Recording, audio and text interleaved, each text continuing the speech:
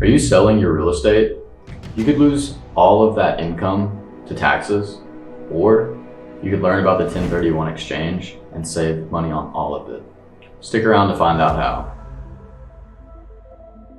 I've seen real estate investors lose hundreds of thousands of dollars to taxes until they discovered this one trick, the 1031 exchange. Today, I'm breaking down this game-changing strategy backed by the IRS to help you save money on taxes and grow your wealth. Let's dive into it. A 1031 exchange allows you to sell your property and roll that money from your sale into another like-kind property of equal or greater value while deferring the capital gains tax. So you're not paying it yet. It's not tax-free, but it defers your tax by rolling it into a new investment.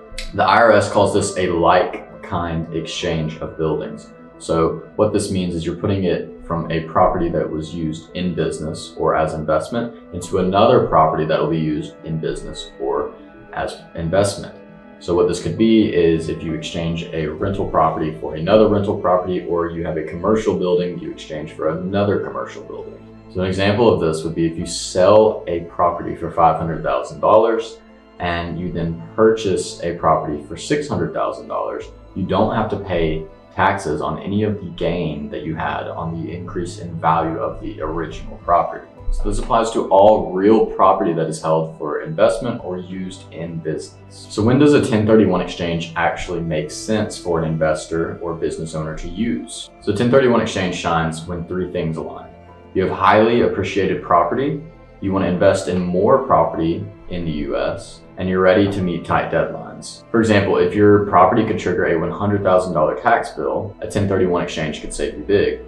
But it's not for everyone. If you want flexibility in terms of timing on how long you can look for a new perfect property, or you don't want more real estate, then the 1031 exchange might not be for you. However, if that does apply to you, you can be like one investor that I saw who deferred a $150,000 tax bill on a gain from property by rolling it from a rental property into a commercial building. Most 1031 exchanges are delayed by using an intermediary to hold those funds until you find the new property. But here's where the tricky part of 1031 exchanges comes into play.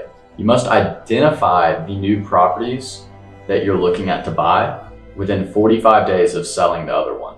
And you have to close on one of those properties within 180 days of selling your original property. If you miss these deadlines, you're gonna end up stuck with your tax bill. You can identify up to 3 properties of any value or more if their total value does not exceed 200% of the original property that was sold. Another thing that you should be aware of is the boot tax on selling properties. So if your new property's price is lower than the original property that you sold, you'll owe tax on the difference of those two properties. This difference between them that is taxed is known as the boot tax. For example, if you sell a property for $500,000 and then roll it into a property worth $400,000, then you'll owe tax on that $100,000 difference between the two properties' values. But 1031 exchanges aren't just basic swaps. You can do reverse exchanges, improvement exchanges, or even combine with a home sale exemption. But this is something that you'll want to talk to your tax advisor to make sure that you're planning out properly and executing properly. So now let's talk about when you shouldn't use a 1031 exchange. So as I mentioned before, a 1031 exchange is not always the right answer. You shouldn't use one if you're not looking to invest in more real estate and you're not wanting to meet these tight deadlines, or if you just want to be flexible in your options with that money. You should also consider the other closing costs with the real estate.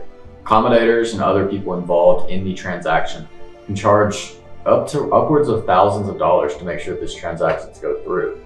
So you want to run the numbers and make sure that it's actually going to be worth it. I've seen investors save really big on using these 1031 exchange strategies, but it's not always the right answer, and that's okay. Sometimes paying the tax just makes more sense. A 1031 exchange can defer thousands in tax, allowing you to reinvest and grow your wealth.